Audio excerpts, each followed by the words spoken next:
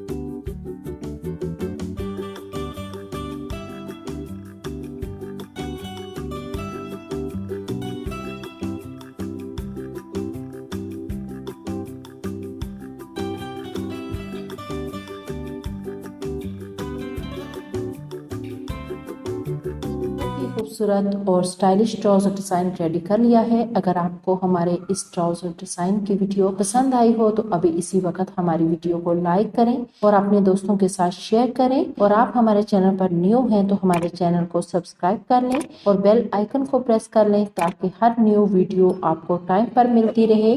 और हमें हमारे दूसरे अकाउंट्स पर भी फॉलो कर लें और घर पर आप लोग हमारे इन ट्राउजर डिजाइन को ट्राई किया करें और हमें फीडबैक जरूर दिया करें और अपने डिजाइन की पिक्चर हमारे इंस्टाग्राम पर हमसे शेयर करें और हम ये अपनी स्टोरीज और यूट्यूब वीडियोस में ऐड करेंगे। जिंदगी रही तो इंशाल्लाह नेक्स्ट वीडियो में मिलेंगे। अल्लाह हाफिज।